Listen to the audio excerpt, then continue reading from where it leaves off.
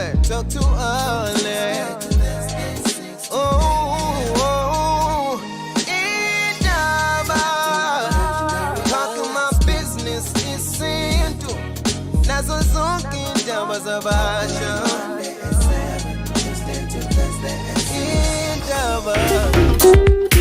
Well, for the past 12 months, Ulonyaga, we have been giving you tips to enhance yourself and improve your sex game. This is your time now to give us feedback on how we have been introducing matrix owatole on this show, is Sex Indaba. Perhaps you impregnate umuntu wakho, akhulela usuyakwazi nokuthamisa nje umuntu wakho, o induku yakho ayisawe seyiyaqina nje, uzothi ehambe impela nje nama round. Sikhathe feedback nama reactions. So January, I started this show on January first week. I was standing in for Alex Mtian. Ngoba namhlanje nje siyivala for this calendar year 2024. And I now welcome our good friend uDokotela Nkosinathi Shabalala, who is sexual health practitioner and a family expert. Dr. Shabalala, welcome on Sex Indaba on Gagas. Unjani Menelisi? Hamba kahle Mshengu? Ngikhona baba, ngibingelela nomndeni wami Gagas FM baba. Sure. Nginvite nomlaleli esinika ama reactions ne feedback akufundile in this past 12 months on this show. Ngabe ukunye mhlawumbe wakuzwa noma in the past year, but do share with us ukuthi ngabe kuhamba kanjani feedback nokufundile nje on this show. Platform yakho 0861596596, and you can catch the show ku YouTube of Gagas FM usibheke naye ku Dr. Shabalala. Akwasibheke ke la Dr. Shabalala ukuthi kubaluleke ngani ukuba nolimo or nasoka nje when introducing a partner to a new thing ukuthi ukwazi ukukhuluma ngendlela ezozwakala ingabi offensive. Okay Menelisi. Now uyazi usuke waqala wathi ulimo. Umuntu ozoba nolimo. Okay, no. Benefit of umlaleli. Sazi ukuthi angithi phela zimbili kahle ilimi la. Sizongena kulolu lunye but so khona ulimi lokukhuluma. Right? Khuluma kahle bese kuba khona ulimi nje thathang. You know, so nalapho futhi if ukhuluma ngomdavazo kuyangemela ucacise. In fact kuyangemele wenze sure ukuthi uyahlukanisa between ikhanalingas and ukungabi nekhanalingas. But politely nje mawudlulisa imessage ake sibeke lapho ya. Yes, but the communication is key. Sure. Ukuthi niyakwazi ukukhuluma, niyakwazi ukuthobelana, niyakwazi ukuhlalisana phansi ninikeza platform yokuthi nibheke both sides of a story. You know, lokho kubaluleke kakhulu Menelisi within a relationship, especially within umdavazo as well, especially if kuthi uzo introduce izinto ezintsha emdavazweni wakho. Kumele ukwazi ukuhlala nopartner wakho phansi umuze ukuthi yena ufila kanjani ngokuthi mhlambe sizo introduce a sex toy. Sure. You know, if kuthi mhlambe umuntu wesilisa and sizo introduce mhlambe a dildo, which is also a vibrator, then kuba khona problem ke lapho ngoba umuntu wesilisa uvela etsheni ukuthi kumele compete manje with wona lama toys lawa introducewayo within umdavazo. Kanti if kuthi from the word toys balgijima usofuna compete na angithi umshini leli toys angithi akekho umuntu ongamela umshini Menelisi. But ke either way I communication ibaluleke kakhulu ukuthi sikwazi ukuthalisana phansi sibone ukuthi lento esithi sizoyizama izophumelela ngandlela yipi ukuze abantu bobabili bengalimali. We need to look at both parties. So that's why communication is key. Speaking of ulimo, so walichaza ihlukene kaningi and abantu abaningi are still struggling with indaba yokukhotha. Sizoqala nje with a female, a vagina to e-beep. Ungana abantu behluleka ukushaya ukukhotha nje ngendlela ukusebenzisa ulimi. Well, ziningi izinto Menelisi esingayibuka khona izinto that basically fall under normalities bese bakhona izinto that fall under abnormalities. So when it comes to abnormalities you'll find ukuthi it's the partner. Isikhathi esiningi obukwayo ukuthi akakwazi ukungenelisa wakakwazi ukungifikisa endaweni ukuthi nokuthi. It's not mhlawumbe ukuthi wena usenkingeni mhlawumbe uhlukile or anything. Uzothola ukuthi upartner wakho akafundisekile ukuthi kahle if you talk about untomzodo ukhuluma ngani, if ukhuluma ngamalebe ukhuluma ngani, if ukhuluma ngobhontshisi ukhuluma ngani. So lokho kubalekile ukuthi abantu bakufunde bavuleleke kukona, which is why we have this show iSex Indaba, so that we can give people a platform yokuthi bakwazi ukukhuluma ngocansi freely, because nalapho futhi istigma si problem when it comes to awareness of sexual dysfunctions angakuvelela under the abnormality cluster. So ukuze umphakathi nawo ufunde kumele siufundise ukuthi usukuma nini usukuma mawenze njani kuyahluka between umuntu wesilisa nomuntu wesifazane, but ke sivamise vele include bonke ubulili underneath i branch yobulili la eSouth Africa. So ngiyayibanga leyo ndlela Menelisi ukuthi ibaleka lapho ke indaba yokunderstanda umtavazo. Yiphi technique right ekukhotheni dokotela? Ekukhotheni. Ziningi. Inkinga manje yazi akekho umuntu engamtshena nje ukuthi hamba uyokwenza ukuthi nokuthi in terms of ukuthi yiphi technique right. Ngoba abantu abafani Menelisi abafani. Bakhona abantu abakwazi ukusebenzisa ulimi naturally. Kube khona abantu abangazi nakwazi ukuthi kwenzakalani mawufika lapha nezansi mawuthi uzokwenza oral sex with umuntu wesifazane uqala ngaphi wenzani. So kukhona leyo nto ke le ukuthi there's a imbalance of scale ukuthi culturally abantu culturally bound banenkinga ekuthenini ba understand indaba yocansi in this new age. Ngoba phela information isisabalele sekukhona porn online ziningi izinto ezenzakalayo with ukuthi abantu bay access indaba ye sex especially sexual health. Uyasho ukuthi abantu abafani but ukushare nje dokotela uexpect ukuthi ngabe kuhamba kanjani, just few tricks and ama techniques ukuthi ulimi liya kanjani abanye bekuthiwa amazinyo uthola sekusebenza amazinyo kungafanele. Kumele ufunde kubhontshisa ukuthi ume kanjani ngoba phela ikhana lingasi igcila kakhulu kubhontshisa yize noma ngasiwo wodwa ubhontshisa othintekayo, but when it comes to ulimi usebenzisa ulimi kuphela kanye neindebe awasebenzisa amazinyo must stay away. Even if unikeza umuntu blow job umuntu wesifazane okanye kubulili ofanayo, stay away from private part with amazinyo. Ayalimaza amazinyo and kungagcina ngempela sekukhona infection because phela ne hygiene yokuxubha nayo futhi ibalekile. So into ebalekile lana ukwazi ukusebenzisa ulimi nakhona uyamqala ke untomzodwa ngokuthi umbuko ukuthi ume kanjani lapha phezulu ngaphansi nje kwehood khona nje into evele ngazathi iyahluma lapho iwona kubhontshisi loyo. So ubhontshisi nawo ngokwawo, so ihood ngathi cover yakhona so ubhontshisi ke nawo ngokwawo uyahluka ngoba nawo unomzimba unekhanda unentamo une side la left ne side la right. So if uthi uzomdlala ngolimi umqala ungamrobi impela umqala khona impela emzimbeni wawo ubhontshisi uye ngapha emasayidini bese kuyima uza ngaphambili ke la okuhluma khona ke lento ekuthiwa ke ikhanda labhontshisi which is very sensitive. So even if ukhotha kuyamele ukhothe in a rhythmic manner, ungakhothi nje haphazardly uchapha nje uyakhotha kumele ukhothe in a very sensual manner ezohambisana nokuthi umama uresponda ngandlela yipi as umnikeza incunnilingus or ubaba uresponda ngandlela yipi as umnikeza iblow job. 0861596596. I understand ukuthi across the province we have weather engehle, but do try and WhatsApp voice note ku 0638399959 0638399959. Namuhla is just usinika feedback okufunde ku this show nama reactions ongabe unawo 0861596596 ukwazi ke ungena on the show. If kuthi futhi uyastructure lapho try 0315373000 alternative number yami so that ukwazi ube part of the show. Sifuna ukuzwa istory sakho nokufunde on the show as udokotela eqhubeka nokuthi ke ekunike ama tips abalulekile ekufundisa une insight ening when it comes to sex as well as sexual health. Dokotela, I have a question la. Is it a true or myth makukhulunywa ke nge-dog style ukuthi ke isiyasiqeda nje isinqe to the point that some women basaba nokuyenza because of bekhonti ngeke izoqeda isinqe sigcina sesiba flat. Ithini into la? It doesn't even make logical sense Menelisi. Leso statement nje it doesn't make logical sense ukuthi dog style iyaqeda izinqa that's a myth. It's a myth engazi nanokwazi ukuthi iqhamuka kukhona but ke akusile iqiniso. So ama myth ke vela awasile iqiniso. So we try by all means we show to abolish indaba yama myth khona abantu bezofunda ngokweqiniso so this is one of them ke ama myth esivamise ukwezwa kubantu. Ikhona technique ye dog style ngoba kubona yes kube khona abathi akumele uthi ubhensa ngendlela ethethizeni kumele isisu sibe phansi. Ikhona nendlela ukuthi wesifazane depending ngaba isame sex ukuthi kumele ume kanjani when manake Menelisi ake ngibuze ngalendlela ke wena ngokwakho Menelisi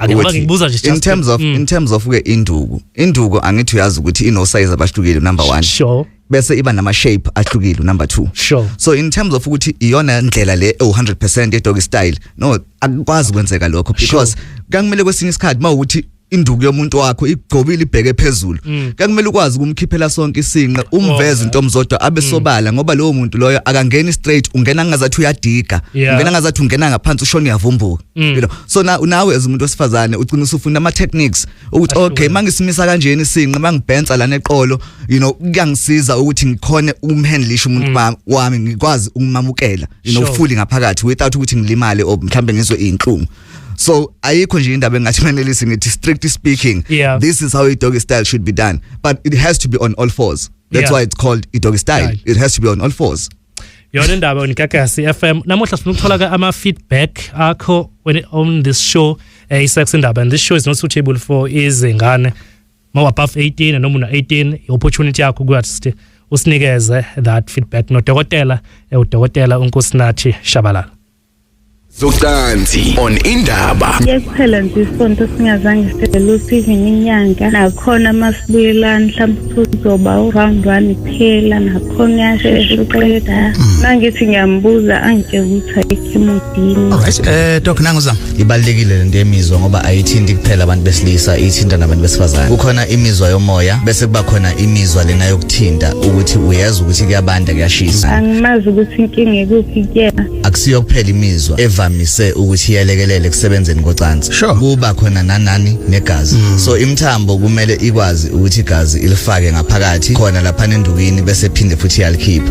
Uma igazi lingakwazi ukungena imthambo iblockekile then induku angeke iziqine angeke ize isebenze ngendlela. So usene embarrassment ngoba manje akasafuni vele ukwenza ucansi okanye umama ethi uyamdlalisa umnikeza iblow job avela afike kuvuthondaba. Le ndaba is not suitable for ingane.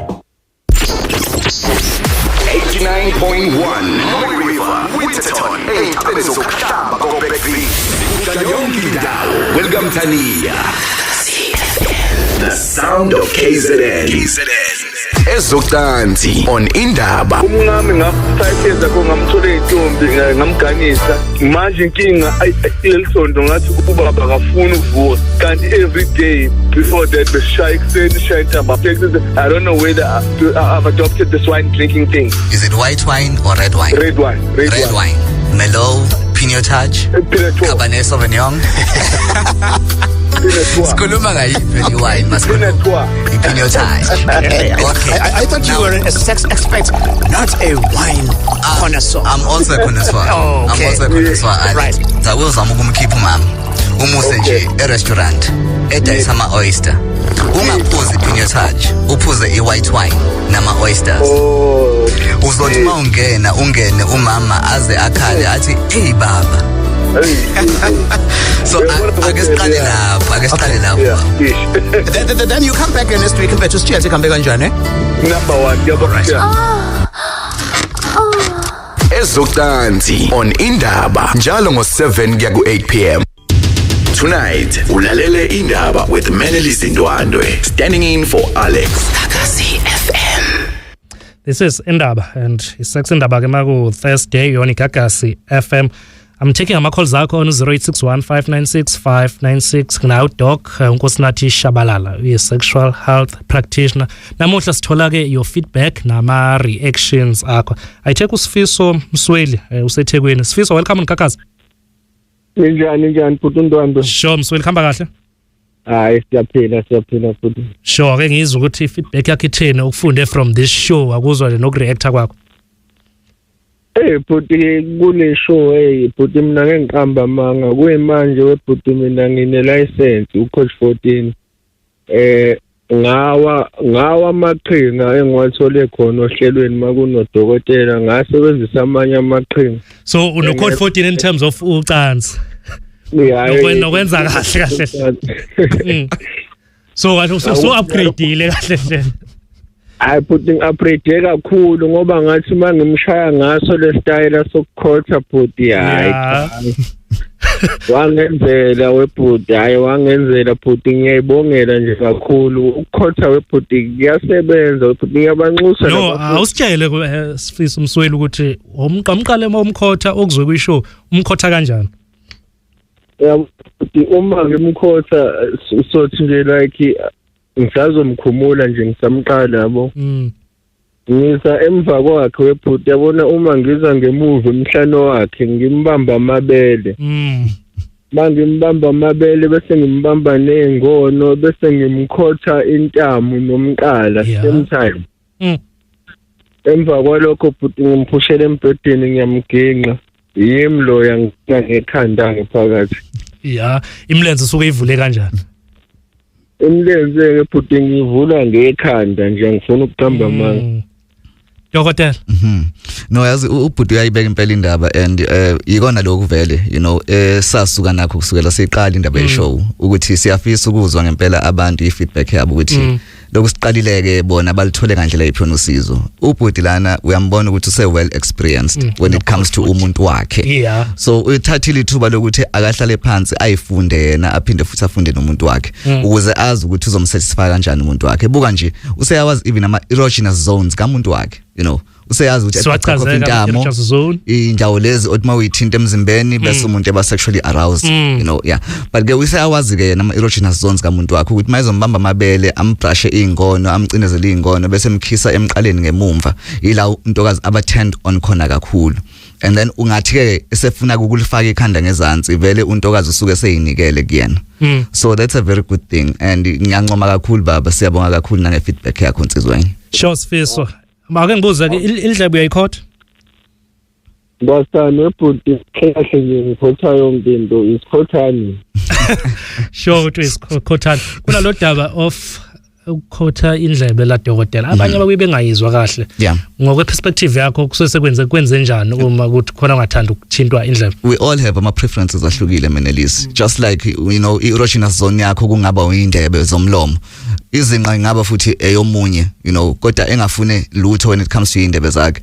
so we just have to be open minded ukuthi abantu abafani we get different types of people and in terms of our preferences ke kubalekile ukuthi u understand the preference yomunye umuntu unga impose eyakho on omunye umuntu you know so hayi ukuthi mhlawumbe kusuke khona inkinga kangaka Menelisi abantu abafani I have ama comments ku Facebook page of Igagasi FM uzamangwenya lungi uthi I just felt pregnant though I was preventing uthi ile scene yena anayo leyo dokotela uzoyiphendula leyo and usenzo phungula uthi hayi mina I noticed ukuthi amantombazane kuba khona ukuthi uma nje kukhona i-cheating emjolweni udaba lendlwabu uyayi-approve noma twice a week uze ngabikho i-cheating indlwabu masturbation twice a week okunye akufundile on this show unathi ngubane uthi ngifunde okuningi nanokuthi umuntu wesifazane akachanyiswa ipenetration kuphela naka ama comments doc yes asekela impela indaba ye sexual health now sengizokwazi even ukuimplementa izinto ke manje ngoba phela abantu sebeya understand properly ukuthi yini kahle sexual health and yini engibekelana ngoba nginakekela wonke umuntu angibhekile kuphela abantu besilisa angibhekile kuphela abantu besifazane wonke nje umuntu ofola under i-gender cluster you know ngiyamnakekela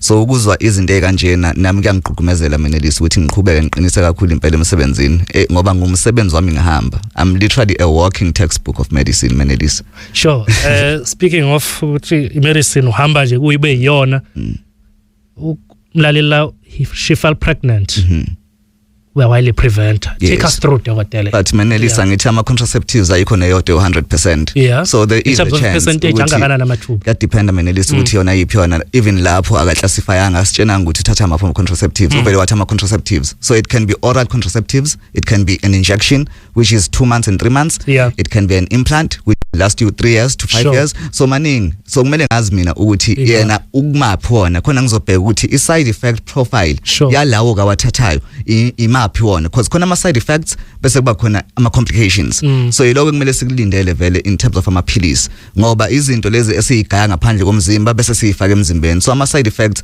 kumele sikwazi even ukumhlalisa umuntu phansi before we even give them any treatment ukuthi simetshele ukuthi akhona yini ama side effects or not because baningi abantu engibabonile Menelisi kulonyaka nje kuphela lonyaka bekhala nje ngendaba yedepo indaba yedepo yini depo idepo umjovo wa 3 months okay umjovo wa 3 months idepo so ubuye ungabe effective hayi ukuthi ubuye ungabe effective uyaba effective but the problem is udambisa yonke into when it comes to ezocansi udambisa imizwa udambisa even indaba yokuthi ube wet ugcine usuba dry ugcine usuba ne painful sexual intercourse especially if ukuthi usuyithathile lomjovo lona for about more than 3 years kanje ulokhu uthatha umjovo labo 3 months lapho yabo so uyalimaza lo mjovo ngoba ugcine usuyi hindrance ekamereni yize noma unikezwa umuntu ukuthi a prevent ipregnancy so ugcine ke usuyinkinga ke ngalezo indlela lezi esengiyimentionile Menelisi 0861596596 while we understand ukuthi i-weather ayinhle kakhulu across iKwaZulu Natal. You can send a WhatsApp voice note ku 0638399959. Thatha ke i-call yakho nginosizwe Mlondo lapha eMlazi. Sizwe, welcome on Indaba.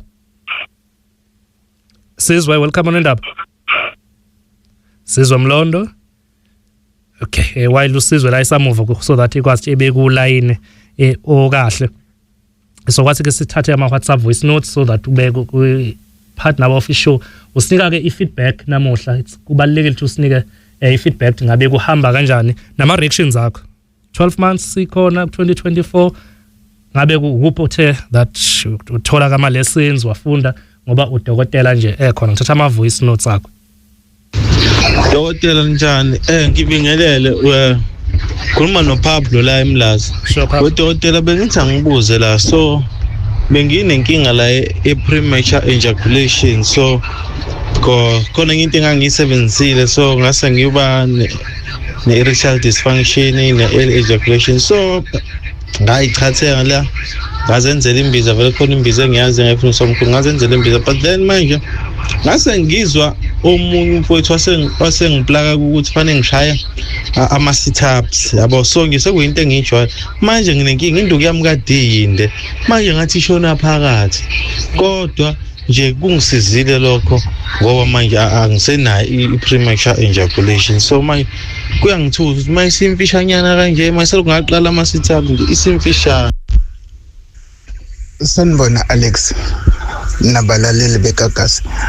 Mina Alex nginenkinga lana emkhulu angazi noma udokotela engangicacisela yini. Kumama sithi mesisenkonzweni sithi sisahamba impela nje aqede mesekhala ngeinhlungu lapho mina ngisekude ukuthi ngiqede nakhona unginika u1 mase emva kwalokho engabe safuna lutho mase thina usezwa inhlungu ngabe kudalwa yini. Sanibona dokotela noNdwandwe. Ngicela ukubuza mina kwenziwa yini ukuthi if usujova isikhathi eside ngijova ngedepo if usujova isikhathi eside okay ungayi kuma period even ngisho usuyekile umjovo kodwa nje ungayi kuma period cause sengiyeke unyaka wonke kodwa still angiye kuma period ayikho into engasayizamini ngisho ukudla amaphilisi lawo ukuqaqa ama period ngiwadlile kodwa akwenzeki next. Michelle, here 3 comments. Okay, asiqale ngale ya depo yona ethanda ukubalula kakhulu. Now sizodinga ukwazi ukuthi useyithathe iminyaka emingakanani depo. Hence why ngithe mase ku above 3 years, you know ila usiqala khona inkinga zangempela ke lapho. So yena uthi akasayithatha idepo useze wazama nanokuthi aye kodokotela afuna amaphilisi azobuyisa ama period. Well ngimele ngimbone, you know ngoba kukhona singamenzela khona. This is one yezinto kade ngiyisho ngendaba yama side effect. This is a side effect ye depo, you know ukuthi ube amenorrheic if kuthi mhlambe sewuyekile ukuyisebenzisa idepo and kuthatha isikhathi eside ukuthi umzimba wakho uphaphame ngoba remember phela umzimba siyawulalisa la siyawucindezela umzimba asifuni ukuthi ukhiphe iqanda asifuni ukuthi ukhulelwe so ngandlela thizena ama hormones akho vele azothinteka azodamba ngoba siyawucindezela so lezo zinto ke ifika nezinkinga eziningi zifika nokuba dry during sexual intercourse zifika the pain during sexual intercourse and zifika nama psychological implications you know but ke kuze ngingenelele kulo wesibili ingakho ngithe ngizoqala ngedepo ngoba bakhuluma ngento ecishe but i-cause yakhona ihlukile so lo wesibili yena uthi wehlelwa yini wehlelwa i-drive aphinde ehlelwa i-libido so i-libido ne-drive it has to do with inkanuko ukuthi ufuna kangakanani ucansi ukulangazelela yes imizwa iyahluka imizwa so kumele understande ukuthi imizwa le yokuthinta iyakwazi ukutshela ukuthi kuyabande kashisa lana bese kuba khona imizwa yomoya ekwazi ukutshena about ama emotions akho and beyond your emotions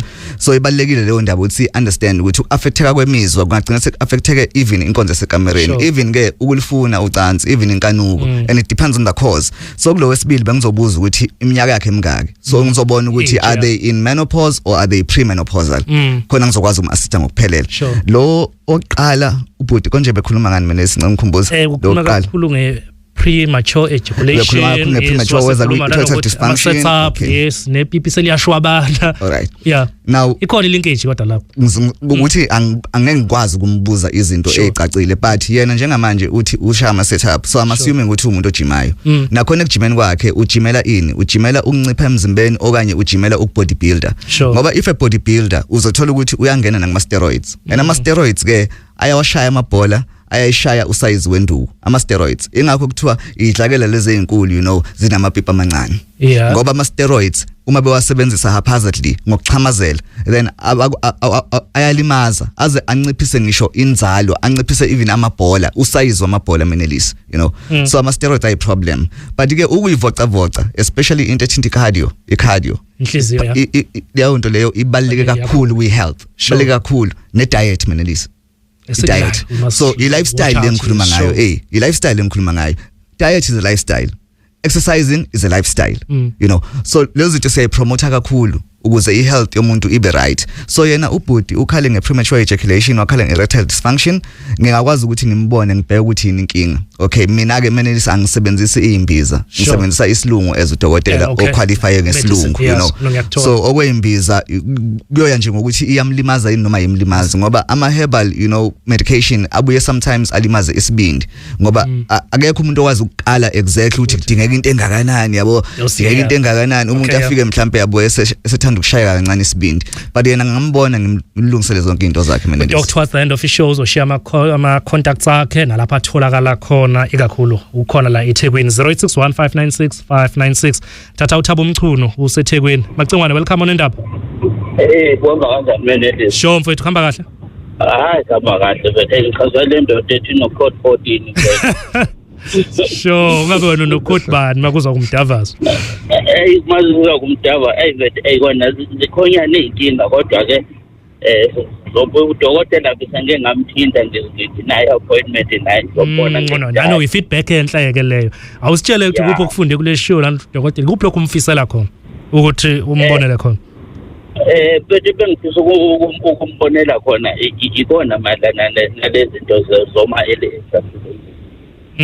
Whereby uthola ukuthi umuntu wakho usheshe uchame nako uthola ukuthi uma udlalisa umuntu wakho uthola ukuthi kwesinye isikhathi ubone sengathi you're not doing enough, but ngifundile ukuthi no hayi uma ngabe uzoba isikhothani impela izinto ayizihamba kahle impela. Kodwa ke ebengifisa ukuthi ke ngikubuze kudokotela nje just off the topic ukuthi kusuke kwenziwa yini uma uthola ukuthi wenze i-vasectomy noma what are the chances ukuthi umuntu wakho abe pregnant emva kokuba wena njengamuntu wesilisa wenze i-vasectomy? Yes doc. Okay, so le ndaba ye-vasectomy ayivamisile kahle ukwenzeka, so leyo nto siyibiza nge-failed vasectomy. Siyibiza nge-failed. So kuya nge-surgeon, kuya nge-surgeon and the knife of that surgeon. Kuya ngalokho ukuthi lo muntu oyenzile le vasectomy ngempela unobuchule obungakanani when it comes to operating. Ngoba ungayitshela wena ukuthi uvalile kanti no awuvalile, later on umuntu abe nesisu akhulelwe. So sekuyinkinga ke leyo ngoba manje wena uzazi ukuthi uvalile, iqhamuka phi ingane? Kanti masithi siyakuchecka, hayibo itube yakhe lodwa elivulekile, ilona leli likhipha lembewu, ilona leli lihambe libithisa. Kodwa wena uhlala uphika uyiphika ingane uthi akusize zami mina ngavala mina. Imuphi lo mthambo ubalekile dokotela mangathi uyawuchaza nje ukwenza ukuthi kumele na kanjani ukuthi ukwazi usikeke noma ukuvaleke? Ilokho nje itube le, yes. So kufike kube khona i-epididymis, right? I-epididymis ila ukuhlala khona imbewu Menelisi, and then uma kuukuthi usuyachitha le mbewu lena it gets squeezed into i-tube lesikhuluma ngayo eboshwayo uma wenza i-vasectomy. So leyo tube it delivers sperm within i-urethra all the way through i-prostate, lize yophuma la ukuphuma khona umchamo imbewu kumuntu wesilisa.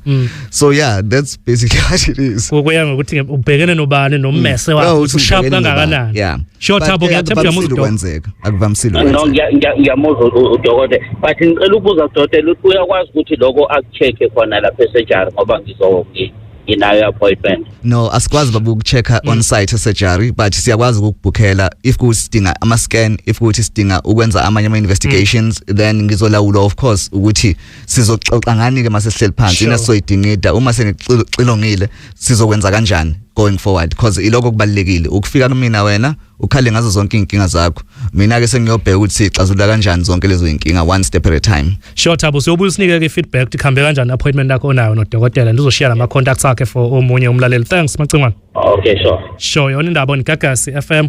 This is Isex Indaba and this show is not suitable for izingane. We're looking at feedback ongasinikeza yona nama reactions akho okufundile nje in the past 12 months ku2024 udokotela la ekhona every Thursday. Thatha uSenzo Mbuyisa ukwasanda. Senzo, welcome on indaba. Njani bhuti? Sure, Mbuyisa khamba kahle. Hayi sophila bhuti. Sure, ngizwe feedback usinika yona namuhla. Ya bhuti ngiyangibonga ngikulohlelo lweni lokuthi ngasimanje lasifundisa ukunye yabona ngikwazi ukuthi mhlawumbe ngikwazi ukuthi mhlawumbe ngigijima kanjani kuma wasekhaya nganginaye bolonto le. Kodwa kunene ngisacela ukuyibuza lapho. Sure. Iwuphi lokho ngathi ukufundile before ubuza? Ukuthi mhlawumbe kwamele ukuthi ngibe clean naye abe clean. Hygiene yesudokotela hleze ekhuluma ngayo ya. Yabo nje leyo nto leyo naye ngamtshela ngoba manje uma wasikhabeni ukuthi abe nokunuka kodwa wagcine ngamchazela ukuthi ngimvulele lento le naye ayizwe ukuthi mhlawumbe ihamba kanjani ayiboloto le. Manje question yakho. Nenkinga la nenkinga ukuthi ngidinga ingane yabo manje so akize so angazi ukuthi mhlawumbe ngayenza kanjani. How long have you been trying mfethu? I think it's 3 years.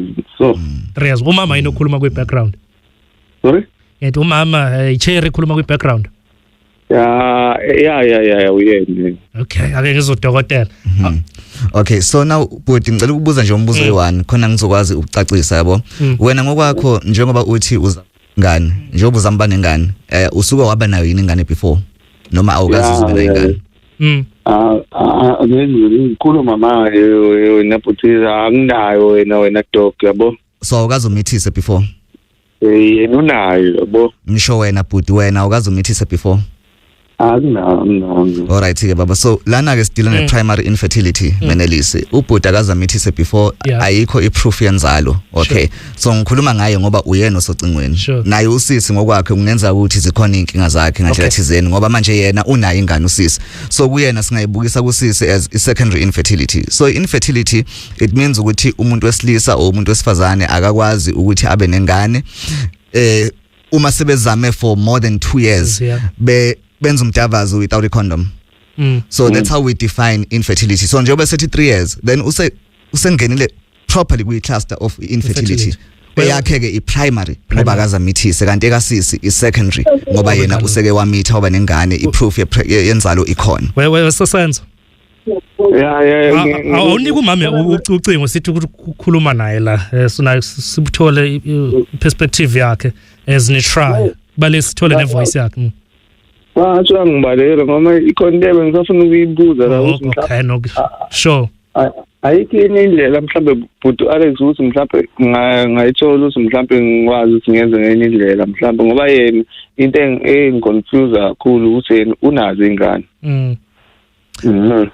Okay. No simple baba ngoba wena uma ukuthi uzoconsulta kumina ne sizokubuka wena ngokwakho angesibuke umama nje kuphela sizobuka nawe ngokwakho ukuthi wena ke okay yini le mhlambe ekuvimbayo ukuthi imbewu yakho isidoda sakho sikwazi ukungena ngaphakathi kumuntu wesifazane silihlumise iqanda silishaye iqanda bese kuba khona ipregnancy. So kukhona vele nathi izinto emele siyibheke kuwena directly. Okay, akusingakho nje ukuthi mhlambe niyahluleka kuba nengane ngoba akhona ama causes alezi inkinga lezi engikhuluma ngazo. Primary infertility and secondary infertility. We do have ama causes akhona. Kubuka sengathi umama ushaya la kube khona ukuthi kumele kube relaxed makushaya badokotela. Ngibuka na umama eshaya ibaleka la kube khona kumele kube ku relaxed mood. Ukwazi makwenzeka ukuthi kwazi kube khona ukuthi kube khona ukukhulelwa kuba khona. Kuhamba kanjani lapho ukuthi kumele ube kuyimood. Into menelisi evamise ukwelekelela owangempela ukuthi umuntu wesifazana afike kuvutho ndaba. Na into evamise ukwelekelela. Indaba yokuba kham okunye lokho ukuthi umuntu wesifazana kumele akwazi ukufika kuvutho ndaba. So uyaphenduleka lapho Alex no dog yabo uyanelisa uyonke into yamaye yabo nayo into enkinga nje kahle kahle. Okay, so ubhuti singambuka ke ngibheka ukuthi yini inkinga yakhe bese siyamlungisela inkinga yakhe njengoba ekhala ngokuthi akafuni mhlawumbe umama azilutho kuyomela eze kumina yena ngokwakhe engahambi nomama ke siqale nje indaba siyibuke ngaye ngoba uyena umuntu ezobe ezokhala mina sibone ukuthi yena ke sizomsiza kanjani useyongitshena ke yena ke ngoba phela angithi uyinhloko yomuzi baba useyongitshena wena ukuthi usisi uyafuna yini simfake simelekelele naye ngandlela thizeni kodwa ngizoqala nje ngawe just for ilokhunja yakho ease of benefit yakho ne Sure senzo usabaleka namanje umama uthi sikhuluma kwathi ngixoshile indaba sensitive kumele ubone sure kumele uboneke udokotela and ubuye usinike ifeedback ngabe kuhamba kanjani. This is indaba isex indaba on Gagasi FM where sibheka kama feedbacks akho angabakhona nama reactions asibheka ithinta ke umdavazo uthi kuphi okufunde on the show and you get to ask no dokotela ama questions. Ma comments akho ku Facebook page of Gagasi FM umasweet uthi mina ngifunda ukuthi ukuchama komuntu wesifazane is not always iphutha lo muntu wesilisa ngake ngajola nomunye ongachami enhlobo but now engenaye the current partner chama kathathu in one round. Xolani Senzo uthi on the show ngifunda ukuthi condom ibalulekile. Doc nakama comments amabili. Ay le condom ngiyayistressa kakhulu and ngiyazi ukuthi I advocate for it because it falls under ama ABCs iwona ama ABCs angakuvikela ngempela kuko konke you know if ukuthi uzofollowish. So A is for abstinence meaning awu engage in sexual intercourse at all. So lokho kuyakuvikela ukuthi ungayitholi izifo ungatholi even nane HIV. Bese kuba khona be careful or be faithful. Meaning ukuthi kumele uhlale nomuntu oyedwa osumaziyo istatus sakhe ukuthi sime kanjani kunokuthi ube uluvanzi ngoba ungahamba ucosha izinto uphinde ucoshe nalo futhi igciwane uzolubuyisa ngaphakathi ekhaya. So there would be careful or be faithful. And then bese ba khona usikeke which is big ke ukhuluma ngayo impela indaba yama condom. Ama condom abalekile because ane dual effect. They prevent indaba ye pregnancy and they also prevent indaba ama sexually transmitted infections. Ehamba phambili nako konke HIV, ilandelwe herpes simplex virus, ilandelwe gonorrhea, ilandelwe chlamydia. So zonke lezo zifo lezo they are considered to be sexually transmitted ngoba zitholakala ngocansi strictly speaking. So yiko konke lokho you know okuvelayo nje basically. Sure. I'm taking more of ama comments akho on Facebook. Usibusiso Mfaniseni uthi can I ask dokotela erectile dysfunction yenzeka kakhulu kwi straight kodwa nje limampo kwi side chick unkosinathi majola uthi ke udabeni oluthinta kakhulu indlwabo ukuthi abanye bayayigxeka but on the show sifunda ukuthi there's nothing wrong kahle hle but ke ungagcina usuyenza kakhulu ama comments amanye ke akhona umncedisi sibisi ukuthi kahle hle sichama sonke angazi ke abanye bachamelaphi ngoba thina uthi yena ukuchamela phakathi so kodwa ufunda kakhulu ukuthi uchanywa nje akekho umuntu okumele engachami kahle hle when it comes to umdavazo uzisanda ndamase ukuthi ke ipipi ulukhuhla kanjani ubhontshisi ungazi ke ulifaka nje ngendlela ungavele nje ufenda umsheshisa but there is a way okumele ulidlalise ngakhona uyabona ukuthi kuningi ukufunda khona on the show Menelisi ngoba you know mawuzodlalisa ikhinqi on top of ubhontshisi you know these two things are very sensitive you know manje mawuzoyidlalisa ndawonye zombili you know we understand ukuthi enjoyment elapho ingafika kuwena enjoyment ngokuthi uzizwe you know uba turned on fully induku iqine ngampela ezumuntu wesilisa okanye kumama ngokuthi ezumrabha ngekhanda lenduku ikhinqi glance agcine naye efikile kuvuthondaba ngoba uyamstimulate naye as udlalisa ubhontshisi uyamstimulate. Ubhontshisi is one of the key elements when it comes to sexual health and sexual intercourse. Na indaba enkulu liyawe ekhaya but kwi side chick limampo comment ekhona la ku Facebook because why inkanuka ukho kunyathi yamuzi uthini uthi ekhaya but maye ngaphandle elimampo. So there's a problem okusho ukuthi ekhaya sekukhona sekumbalekisa sekukhona ukubhoreka okukhona ekhaya sekukhona ukujwayela okukhona.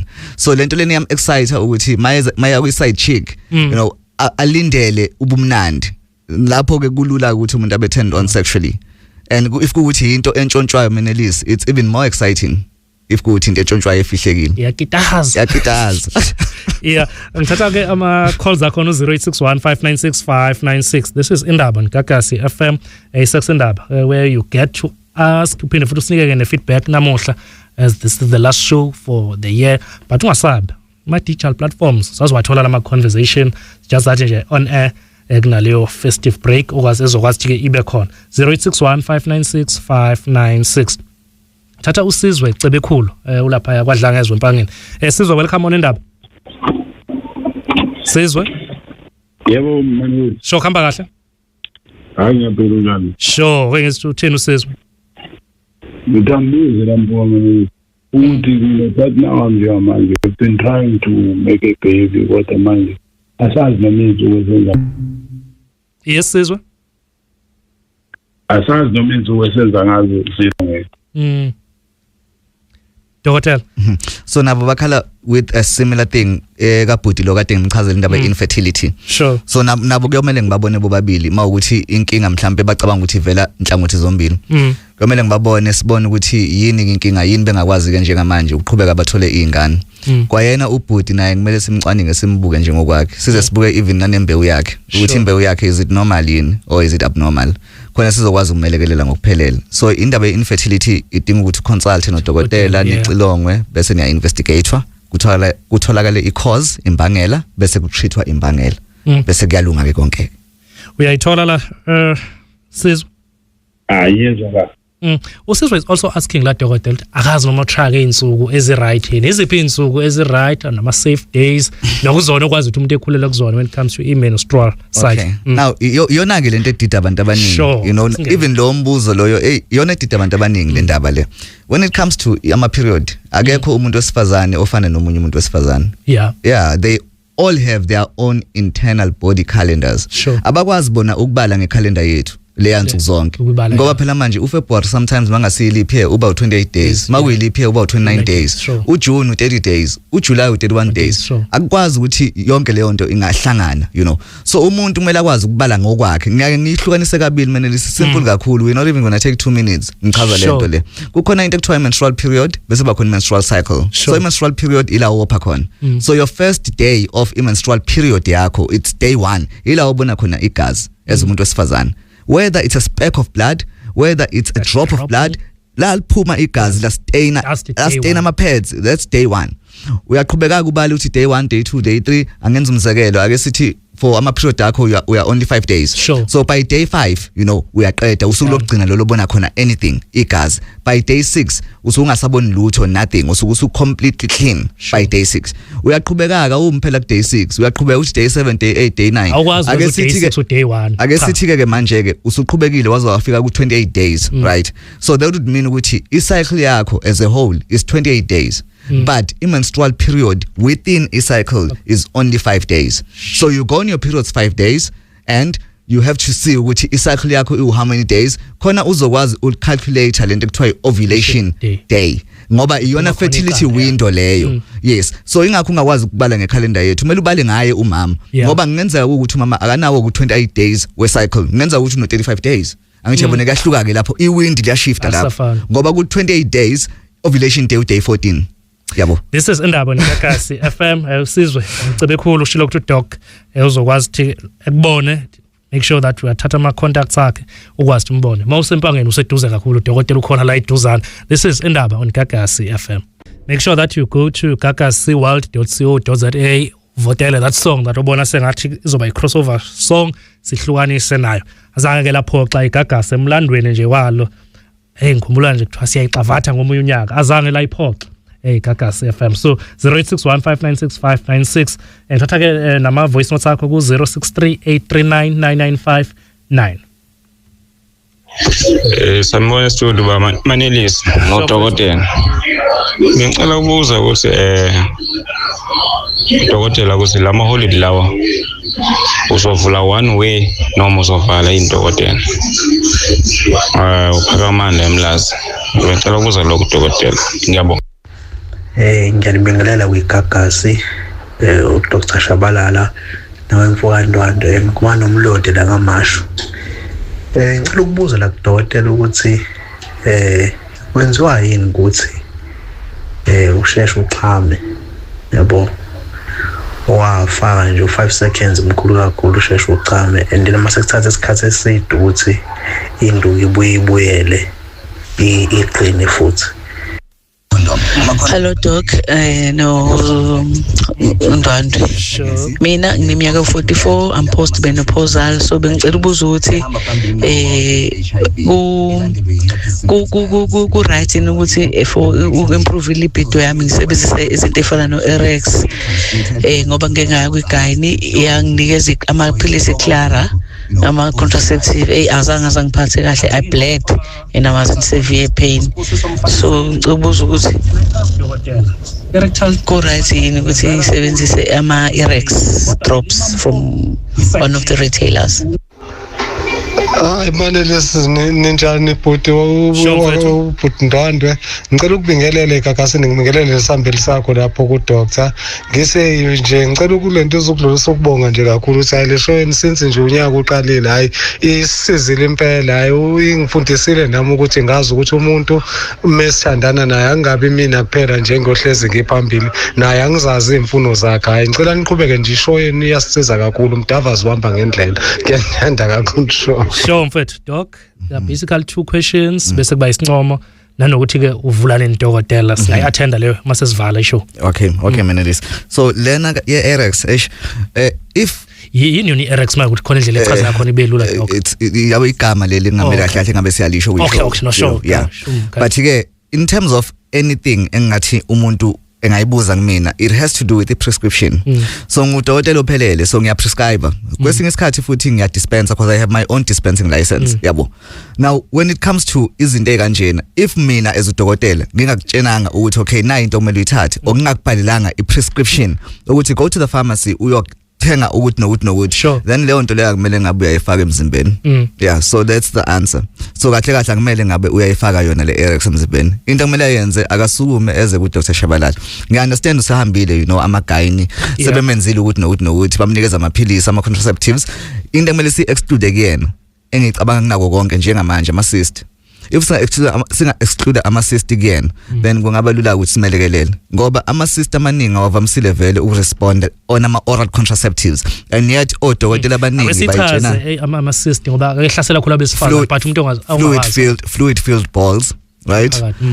Bengaba u different sizes atholakala kuma ovaries, so ama ovaries awu 2, khona the right ovary and the left ovary, ila ukuhlala khona amaqanda okuyiwona get released with each and every ovulation, okuyilona qanda ozolihlumisa lelo mawuchithela ngaphakathi kumuntu wesifazane if kuuthi use ovulating. Yeah. Then, so ama cyst ke avamise ukuba lapho ke kuma ovaries bese ecindezela indaba yenzalo, acindezela indaba yama hormones, aphinde futhi cause ama abnormal periods. So yena kushithi wathi wathatha ama contraceptives kwavele kwaba worse. Yes, kuyenzeka lokho. We have another comment. 5 seconds usechithile ikhafule lapha ipipi bese ngabe lisavuka kuthatha isikhathi eside uthi ulifaka nje. So he's suffering from 2 things. Sure. One is severe, the other one is moderate. So he's suffering from premature ejaculation. Ngiyacabanga ke lasting a minute. So we call that severe.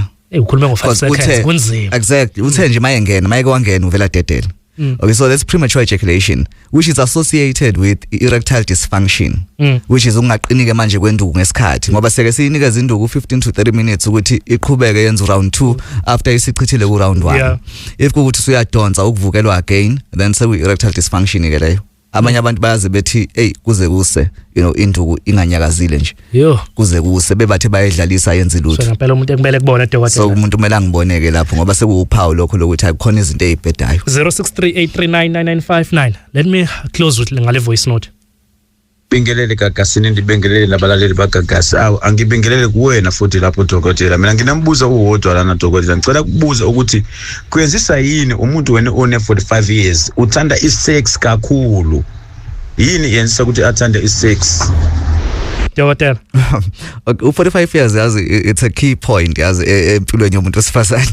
Because ila abaqala ungena khona kwinto ekuthiwa i-premenopausal phase. So sebeyalungiselela ke manje ukuthi baphelelwe inzalo. Now ukuphelelwa kwakhe inzalo, mean age of ukuphelelwa inzalo kuwo wonke umuntu wesifazane jikelele eSouth Africa nasemhlabeni wonke u52, age 52. So majority of abantu wesifazane by the age of 52 basuke sebefikile kwi menopause. But now of course before kwenzeke imenopause le ndaba ye premenopausal phase iyona ke evele ishintshe ama hormones. So ama hormones abo uzothola ukuthi iwona ke lawa ase imbalance asebanikeza manje lenkanuko all of a sudden asebanikeza lolu gqozi all of a sudden asebanikeza ukulangazelela ucansi, you know, and ka dependa ke ngoba umuntu oseku menopause iminyaka esuke seyihambile ngaphambilini enomyeni wakhe bebemenza yini into right before afike kwi menopause. So kunormal ukuthi umuntu ona 45 ngayifunela nje umfanyana omncane kuze kwazi isihambe kuyenzeka kuyenzeka akukho normal kuyenzeka. Yes. Okay, Dr. how do we get a hold of you? Abantu baningi abangafisa ukuthi bekwazi besizakala. Ngiyatholakala eMenelisi number name yocingo ethi 063 847 0511 nizoyiphinda 063 847 0511. Yase office yona ethi 031 065 0226 031 065 0226. Ngiyatholakala ke eMenelisi khona la eThekwini wenza appointment uzozongibona eSherwood at 3 Hatton Avenue ema office and ukuvala ke Menelisi just ukucacisa nje ngicabanga ukuthi ngizovala the last week of December and the first week of January. By the second week of January we should be fully open. Bekwazi abantu besizakala. Yeah, we should be fully open. Hleze kuyintokozo ukuthi sibe nawe on the show. We appreciate it. Sikufisela ke nama holiday amahle. Sazoba ke nawe uba ukavali digital platforms so angivali mina Menelisi. Yeah, no sure. Ngiyasebenza nje every day even nango December ngiyasebenza. Yes, and this show was produced by Mr. Siphelele Nzuza. Menelisi Ndwandwe was standing in for Alex Mthiane this week. Khumbule ukuthi ke we can catch le conversation kwi Gagasi FM app as well as na ku YouTube and on the digital side of it. Siqiniseko madlala ube khona enza sure ukuthi yonke into ihamba kahle esikhona kuma digital platforms. Indaba uzoyithola kuma platforms afana neGagasi FM app asivalile. It's just that on air, just the holiday clock. Ezocansi on Indaba njalo ngo7 kuya ku8 p.m. Special open line on Mondays at 7. Talk to Alex. Indaba.